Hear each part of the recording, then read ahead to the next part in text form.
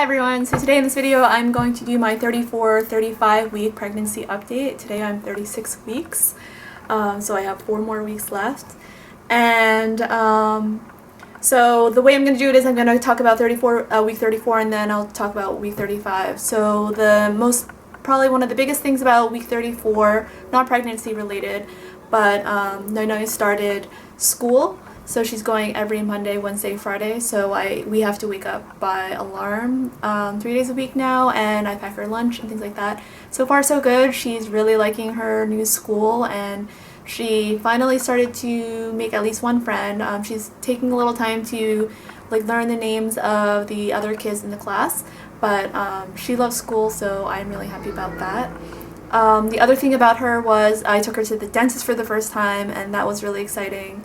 I had a blog post about it, and you can check it on my website, piecesofm.com, and that also really went well. She's going to be almost 4 years old, so I'm trying, and I haven't taken her to the dentist yet, so that was definitely on one of my to-do lists before this baby number 2 comes. So, and that also went really well, and I was really proud of her, and she did really great. She got her cleaning, she got a cleaning, or she got her teeth checked, cleaning, fluoride, the works, and she did awesome. And it wasn't even a specialty pediatric dentist, so that was really good.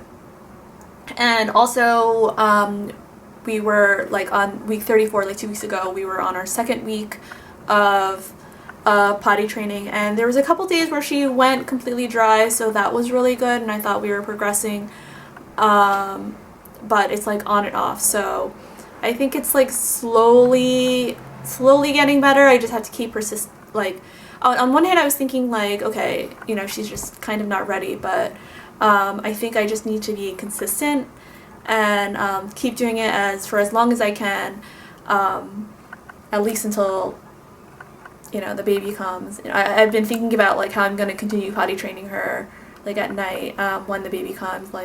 Will I, usually I'll probably go to the bathroom and then I'll change the baby and then feed the baby, but I don't know if I should take her to the, Noi to the bathroom first and then take care of the baby, or feed the baby first and then wake up Noi and take care of her, and I don't know.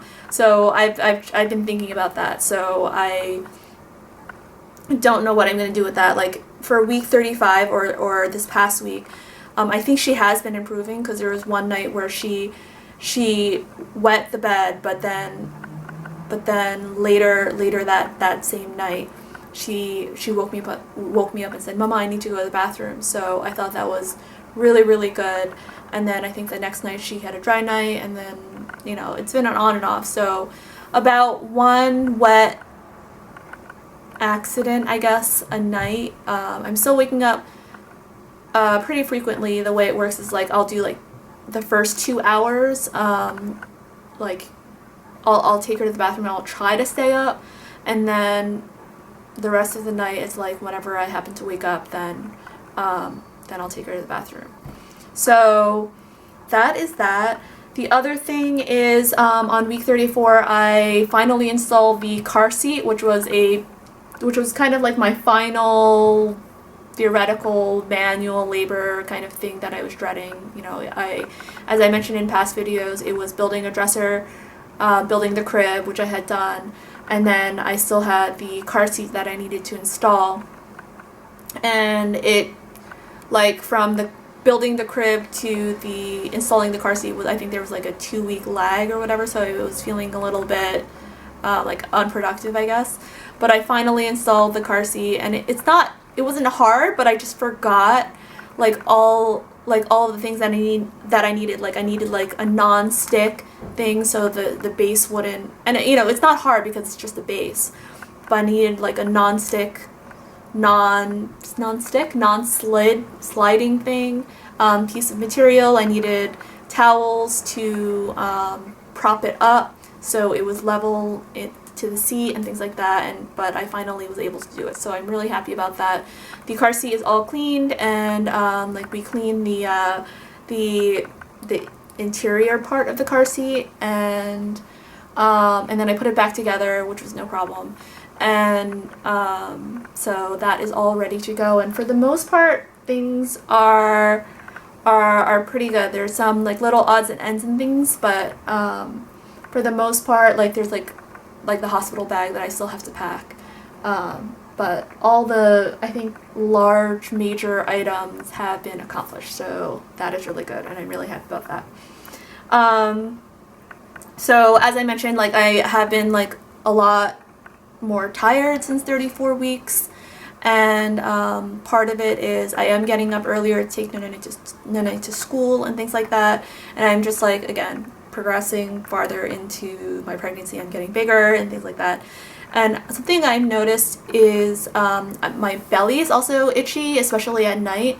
So every time I wake up to go to the bathroom, it feels like itchy and things like that. So I'm constantly putting on lotion. And I don't use any particular kind of lotion, any like pregnancy lotion, like that particular, I forget the brand, but there's like a particular pregnancy lotion.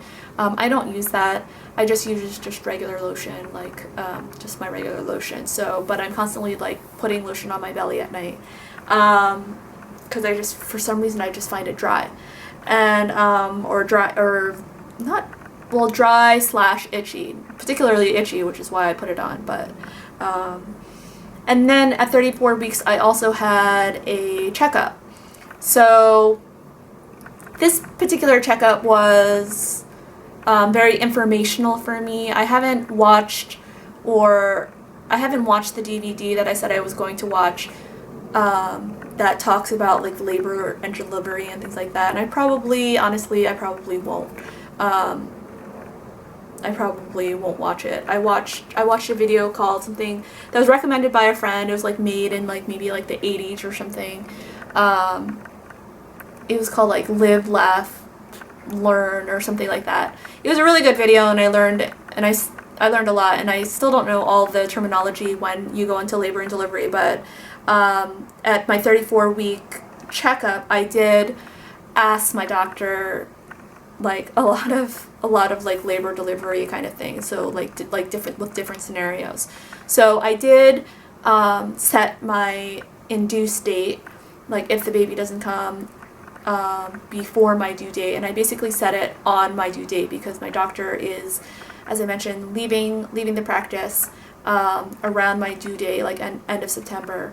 So I kind of want to catch her before she leaves, and so I did different scenarios. So like if the baby comes early, like what do I do? Like so I have to call the office, and then typically the office will call the hospital for me.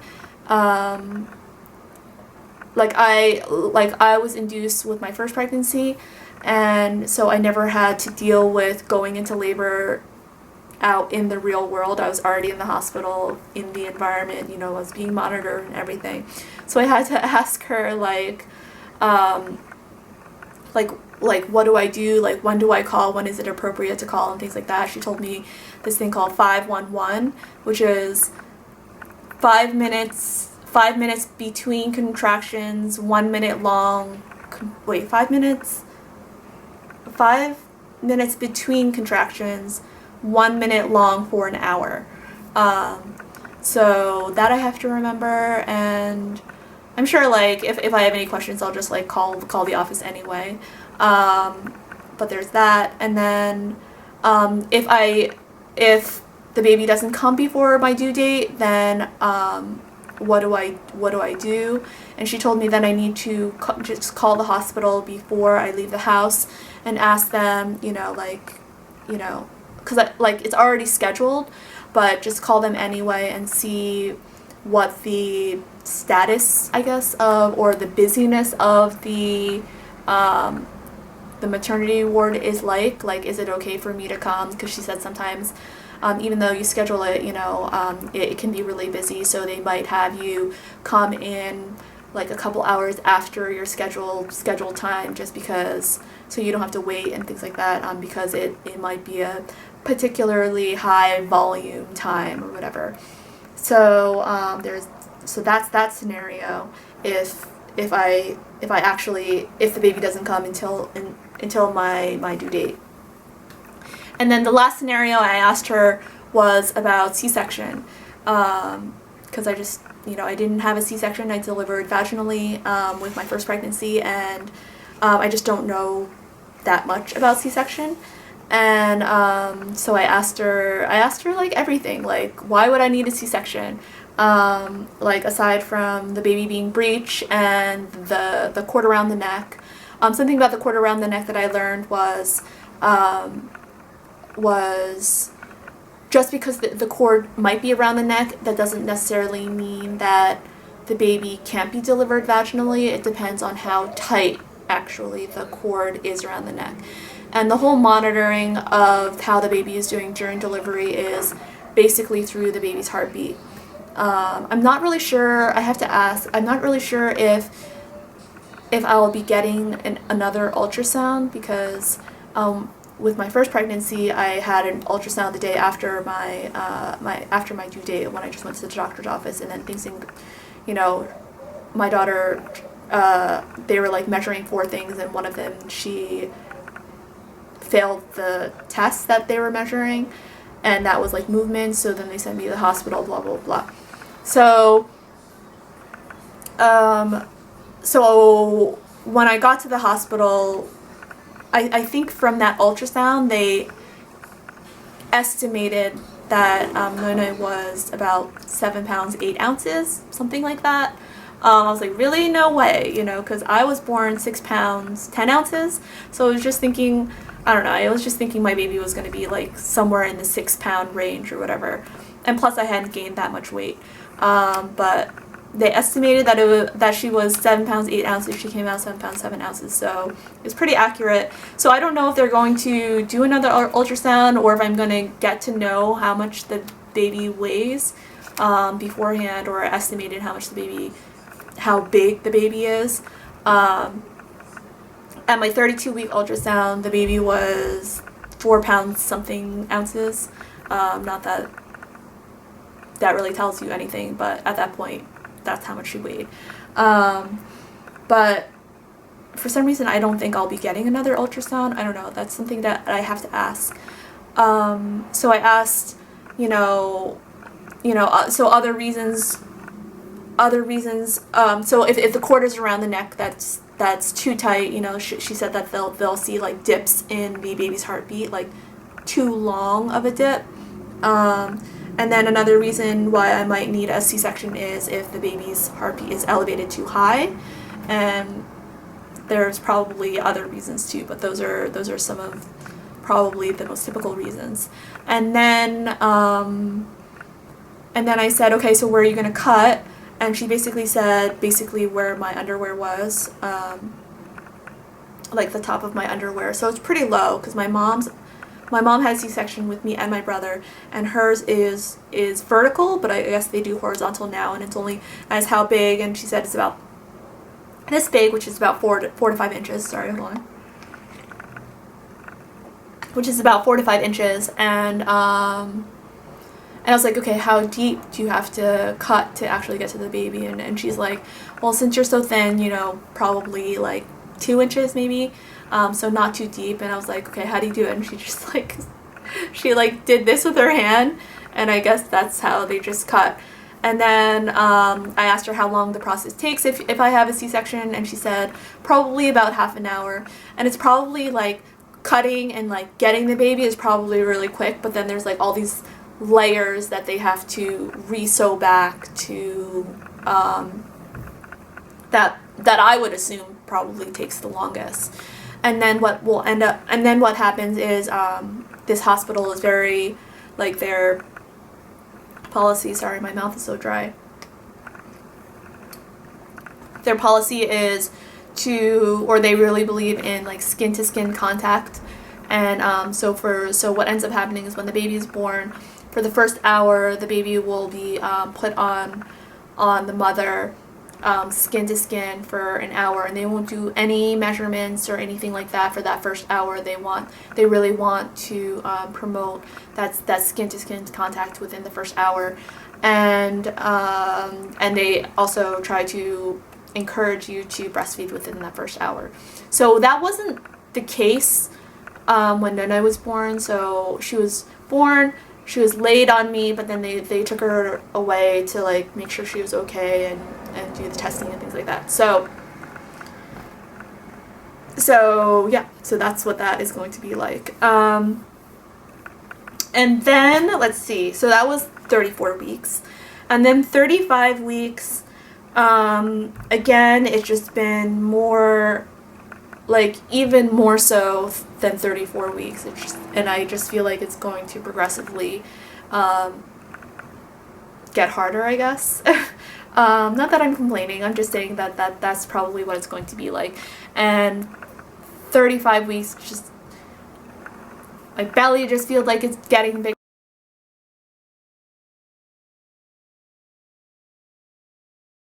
Camera died again, so annoying. So she said that, my doctor said that I might not gain as quickly, or maybe I might not even gain that much, or I don't know, maybe I might not even gain any more weight. But she said at this point there's so much pressure, there's so much like stuff inside that yeah, a lot of women do lose. She's like, oh, do you have decreased appetite? And I'm like, yeah, it's just because I'm not digesting as fast or normally or whatever, so I'm just not hungry. And she said that's normal, and some people even throw up because they're trying to eat and there's just too much, you know, their stomach is being squashed or whatever. And I think that I'm a believer that your body knows how much it needs, and it'll get what it needs and stuff like that. So I'm not going to like force feed myself or be like so uncomfortable that to the point where I'm gonna throw up again. Like, if at all costs, I will try to avoid doing that. And so up to this point, I've gained 19 pounds, which I think is pretty good. I mean, with Nana, I gained, I don't know, I think it was like 15 to 17 pounds. Like, I didn't gain that much, and she came out just fine. So 19 pounds is, I think, pretty good. My belly was measuring fine, and the baby's heartbeat was measuring fine. 130, she said between 120 to 150 or 60 is where the baby's heartbeat should be. And then let's see what else. For Nene, I've been prepping for her birthday because her birthday is 3 days before my due date. So I don't know when the baby is going to come, and I don't know. So I've just been prepping, and prepping meaning we got some party supplies. We basically got like these cone hats, and then these those blower things that make noise. And starting in the beginning of September, so sometime this week, I'm gonna like start putting. We have like this happy birthday banner thing that I will start putting up, and we'll start doing like decorations, and then either this coming weekend, which is Labor Day weekend, or the weekend after, I will try to bake her a cake and maybe invite some friends over, and they'll play outside, and then we'll come in and have cake and sing her happy birthday and things like that. Nothing too extravagant, but I did put an order in for a whole bunch of gifts and things like that. So she's really good. She said that she only wanted one gift, this Miles from Tomorrowland. That's like her big thing right now. But we have like a whole bunch of goodies for her, so that is really exciting. As I mentioned, potty training continues, and thing is that she's had a cough kind of like on and off, and I thought it was going away, and now I think it's starting to come back, and it's becoming a little like she's coughing more. And today she had like no appetite, and I just, like, I'm crossing my fingers I don't deliver this week. I'm crossing my fingers that Nana doesn't get sick, like full on sick. Like, I hope it's just like it'll like kind of come a little bit, but I'm hoping that it'll go quickly. And so, like I said, I finished the most of the major moving manual labor things, but there's still things like shopping things that I need to probably in the changing table to get that set up. but there's some other small things that I need to. Oh, one of the other things that I also did was, like, I pulled out my breast pump and I found all of the baby bottles, because we had like big ones, and then we also had like the little ones, and those are going to be clean. I went through all that, and I'm hoping I did lend my breast pump to my cousin, and hopefully it is still working. I can't really tell, honestly. And I did ask, actually, in my last doctor's appointment, if I should start prepping my nipples. By prepping I mean, like, kind of start, because I have inverted nipples, so kind of like start pulling them out and squeezing them, and just so it won't be as painful when I actually start breastfeeding. And she told me I should hold off on that until at least 37 weeks, because if I do that, that could stimulate prolactin and things like that. It could stimulate the glands in my breasts, and that could lead to early delivery. So she said I should wait until at least 37 weeks. But she asked me so she's like, did you install the car seat? And I said yes. And then she said, did you get thick pads? And I said, oh, good call. So I went a little bit of shopping this week, and I got these overnight pads. And honestly, I delivered vaginally in my first pregnancy, and I bled a lot, but I don't remember bleeding like so much, you know. I don't remember. I mean, it was like a heavy period. I mean, like, the day that I delivered, I was bleeding quite a bit, but thereafter it just felt like a very heavy period. So I got this kind. I don't know. It's ultra thin, but I think it should be okay, because I think I'll probably be going to the bathroom somewhat often or whatever. And it's the long kind, and it is overnight, so I'm hoping that this will be okay. And then I also got some breastfeeding stuff, which was because I asked her about should I start prepping my nipples, because I had a really hard time breastfeeding because my nipples are inverted and things like that. She asked if I got nipple shields, and I didn't use nipple shields, so I went out and I got these. I don't know if you could see because it's like so bright, but these it's Medela contact nipple shields, and I'm not going to open it. There's like different sizes, and it says, you know, for proper sizing, consult a lactation professional. So you would think that I'd be somewhat knowledgeable about breastfeeding, but I kind of don't know if this is the right size, and sizing is like pretty important. I don't know, now that I'm looking at it, maybe it's too big. Well, so I got these, and then I also got a tube of lanolin, because like I lived on this stuff when I was breastfeeding, and I didn't get those hydrogel pads, but I have those in mind. And that's basically it. I'm going to do, I have some other like video ideas and things like that. I have been doing some maternity photo shoots, so if you haven't seen those, or if you don't follow me on Instagram, definitely check out my blog, or and you'll see like one or two pictures on Instagram, but you can see the whole like photo shoot on my blog, piecesofm.com. And now I'm going to do a belly shot, and yeah, let's see. I'm actually wearing pants this time, so I don't have to change or anything. So let's see.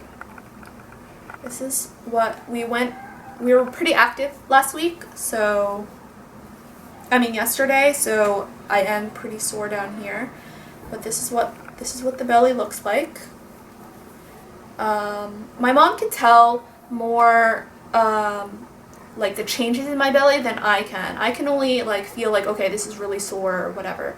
But what it looks like from the side or the front, and then this is what it looks from the side. Back.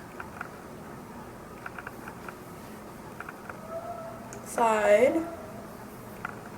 So I think from my last video, it's definitely gotten a lot rounder and bigger. Oh, the other thing that I didn't mention in my last doctor's appointment, she was like, I was like lying down and she was like feeling my belly, and I asked her, you know, can you tell where, you know, the position of the baby? And she thinks that the head is like down here and the back is kind of like here, and then the legs are kind of here, because I often feel kicks around here. So I think that's how she said, like, the back was around here. I was like, well, doesn't the back need to be here? But, you know, she said that the baby is constantly moving and things like that. So at this point, we don't have to worry too much about it, but at least the head is down. And I think that's it. Thank you so much for watching if you got this far, and I will try to do a video next week, and I'm gonna try to do it week by week now, like really do it week by week now. And yeah, so that's it. Please subscribe if you are not already, and I look forward to talking to you soon. Bye.